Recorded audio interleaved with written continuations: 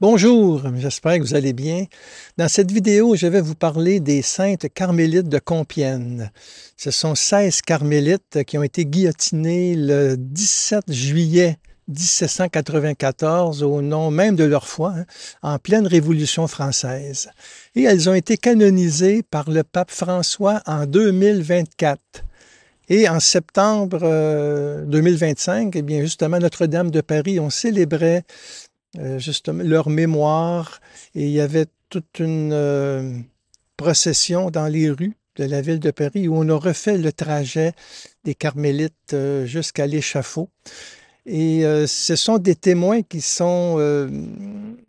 nous parlent beaucoup, et le pape Léon XIV a même justement relaté leurs témoignages justement dans un texte le 13 septembre, je crois, 2025, suite justement à la célébration de Notre-Dame de Paris, où il montre comment ces témoins-là sont très présents encore aujourd'hui.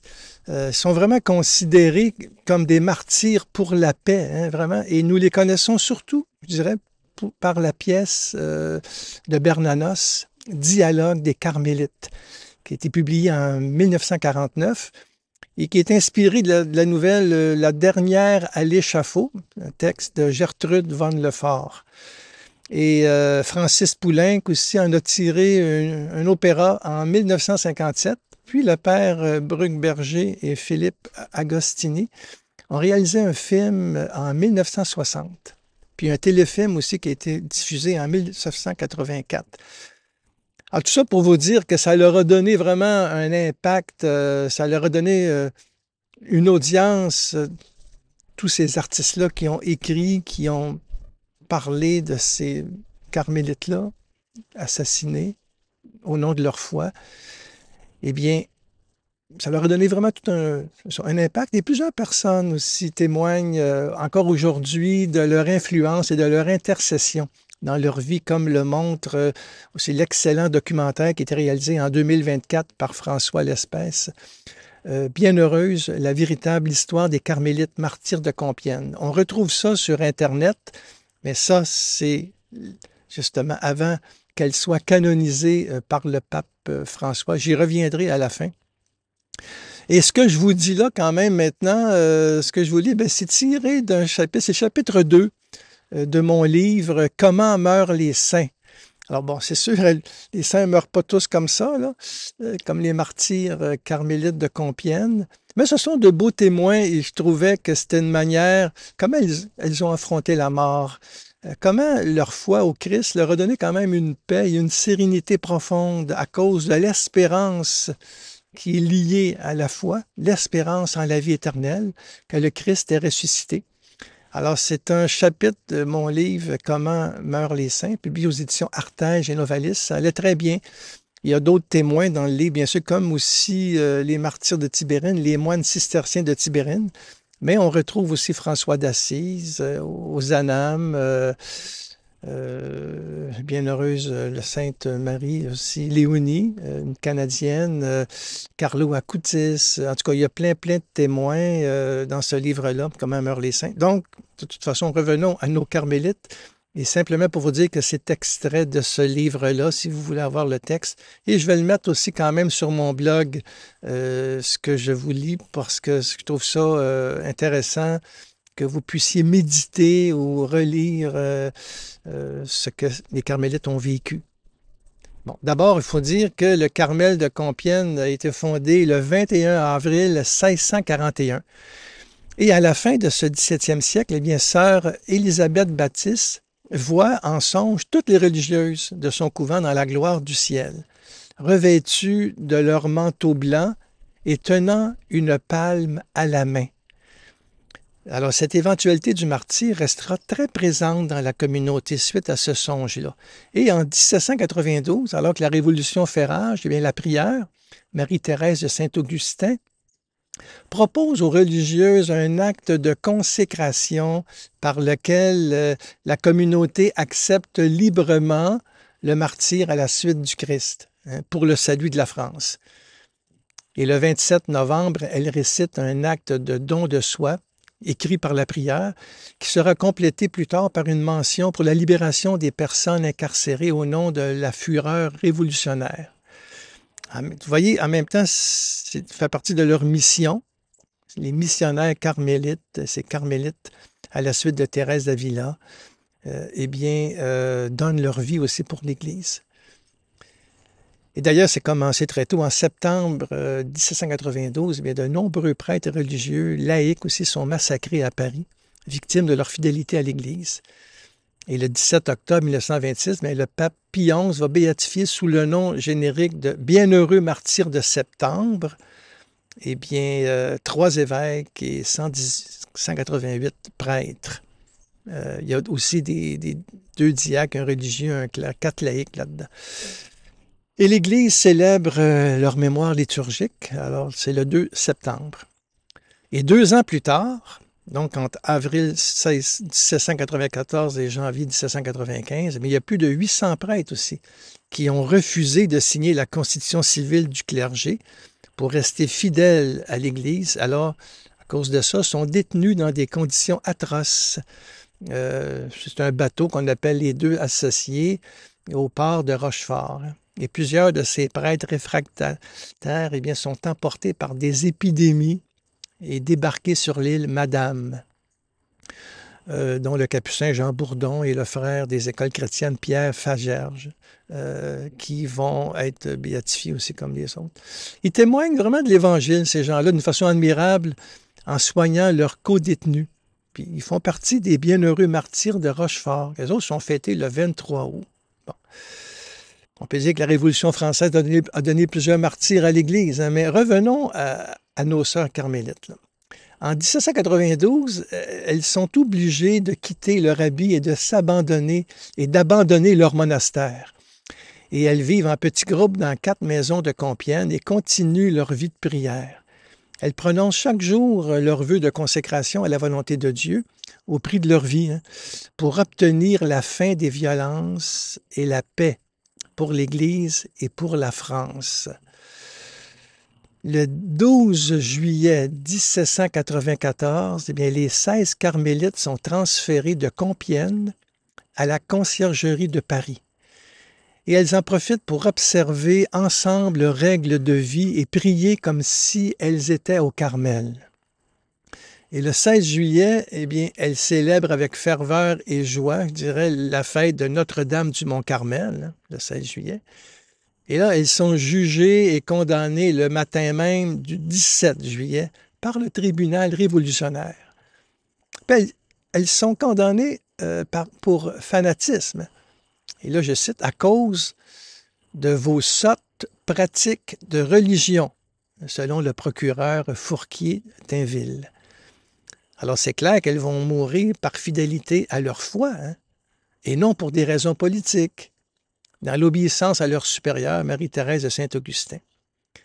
Alors, je vous relate, comme je le fais dans mon livre aussi, Comment meurent les saints, la dernière journée de ces femmes-là. C'est sûr que dans les différents témoins dans l'Église, c'est bien de voir quelle est leur dernière parole, comment elles ont vécu ces femmes-là, puis tous les autres aussi, les témoins de l'Église, les saints, leur dernière journée. Alors, la dernière journée des carmélites, les 16 carmélites, d'abord, elles sont vêtues de leur manteau blanc et elles quittent la prison vers 18 heures et prennent le chemin de la guillotine comme si elles allaient aux noces. Ça, on est toujours le 17 juillet, là. Et leur confiance au Christ les aide à surmonter la peur que Jésus a prise sur lui le vendredi saint. C'est humain, c'est avoir peur, c'est pas un péché, là. Ça fait partie de notre humanité et il y a des craintes. Et là, quand tu sais que tu vas mourir comme ça, guillotiné, il y a de quoi quand même à avoir peur. Mais Jésus a pris cette peur-là le vendredi saint aussi. Et c'est sur Jésus qu'elles vont s'appuyer. Et tout au long de leur trajet, elles vont chanter, hein, des cantiques comme le Miserere et le Salve Regina.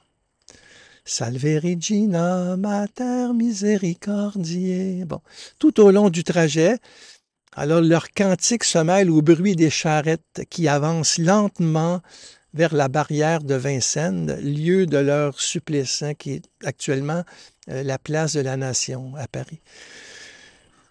Et elles se mettent à genoux en arrivant et entonnent le Te Deum et renouvellent leurs vœux de religion et chantent le Veni Creator. Viens Esprit Saint, l'Esprit Créateur. Et à 20 heures, on vient chercher la première martyre, la jeune novice, Constance de Jésus. Elle s'agenouille devant la mère supérieure pour lui demander la permission de mourir. Et en montant les marches de l'échafaud, elle entonne le psaume 16, hein, qui est le psaume qui est le plus court du psautier. Hein. Le psaume 16, c'est tout simplement « Louez le Seigneur, tous les peuples, fêtez-le tous les pays. Son amour envers nous s'est montré le plus fort.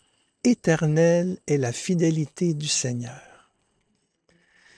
Égales et sereines devant la mort, les 15 autres carmélites suivent le même parcours fraternel, la dernière étant la supérieure. Elles embrassent une statuette de Marie avant de monter à l'échafaud, statuette que l'on vénère encore aujourd'hui à la crypte du Carmel de Jonquière. Elles sont libres, ces femmes-là, devant leur bourreau, comme Jésus l'est en mourant sur la croix, dans l'espérance confiante de se trouver enfin devant Dieu qui les aime. On peut dire que l'horreur est transformée en liturgie pascale, la haine en pardon, les ténèbres en lumière. Toute la foule qui les entoure, la foule là, elle est silencieuse, impressionnée par une telle cohésion de vie. Un peu comme le père Maximilien Kolb aussi, qui va donner sa vie pour un père de famille à Auschwitz. En 41, je pense. Ou en tout cas dans ce coin-là. Ça aussi, c'est très, très fort. C'est très marquant, ça. Vous comprenez? La cohésion de vie. Les carmélites vont à la mort en chantant « lavant leur robe dans le sang de l'agneau », comme il est écrit au livre de l'Apocalypse, et ce qui n'est pas sans rappeler le songe de sœur Élisabeth Baptiste. Dans ce texte, Apocalypse 7, 13, 15, « Ces gens vêtus de robes blanches, qui sont-ils et d'où viennent-ils? » Je lui répondis, « Mon Seigneur, toi tu le sais. » Il me dit, « Ceux-là viennent de la grande épreuve. Ils ont lavé leurs robes, ils les ont blanchies par le sang de l'agneau. C'est pourquoi ils sont devant le trône de Dieu et le servent jour et nuit dans son sanctuaire. » Fin de la citation de l'Apocalypse. La nuit venue, alors leur corps et leur tête sont jetés dans l'une des 2 fosses communes au cimetière de Picpus à Paris. Donc, nous n'aurons jamais leur corps. 10 jours après leur exécution, Robespierre et son régime tombent. C'est très, très fort, ça. 10 jours après leur exécution, le régime de Robespierre tombe. Comme si le don de leur vie et de leur prière à ces femmes-là mettait fin au règne de la terreur. Elles deviendront le symbole de la haine anti-religieuse qui a sévi pendant la Révolution française. Je vous révèle aussi un fait cocasse, moi qui aime beaucoup Thérèse de Lisieux, alors vous comprenez que, bon, en 1894, une religieuse, justement, une jeune, religieuse du Carmel de Lisieux, participe avec joie au centenaire du martyre de ces carmélites, en 1894. C'est sûr que ces martyrs, ces carmélites-là l'impressionnent beaucoup. Hein. 2 ans plus tard, l'abbé Roger de Teille est chargé de leur procès de béatification aux carmélites. Et en septembre 1896, il donne une conférence sur elle au Carmel de Lisieux, relançant ainsi le désir de martyr dans le cœur de la petite Thérèse, comme on l'appelle, qui a 23 ans alors. Et Thérèse confie à une religieuse qu'avec un tel postulateur, eh bien, les carmélites de Compiègne vont bientôt monter sur les autels. Elle ne se doutait pas, notre chère Thérèse, que 12 ans plus tard, l'abbé de Teille serait nommé vice-postulateur de sa propre cause à elle de béatification. Et à l'exemple des carmélites, eh bien, celle qu'on appelle la petite Thérèse, Thérèse de l'Enfant Jésus ou Thérèse de Lisieux, chantera aussi jusqu'à la fin les miséricordes du Seigneur, ne voulant que vivre et mourir d'amour. Elle écrit dans sa poésie 17, « T'aimer Jésus, quelle perte féconde! Tous mes parfums sont à toi sans retour. Je veux chanter en sortant de ce monde, je meurs d'amour. » Le 27 mai 1906, les 16 carmélites de Compiègne sont béatifiés par Pie X comme vierges et martyrs et inscrites au calendrier liturgique le 17 juillet. Leur offrande communautaire aux martyrs renouvelée chaque jour pendant 2 ans, eux autres qui vont vivre ça, les carmélites, marquait déjà le début de leur gloire future, leur accès à la vie qui ne finit pas.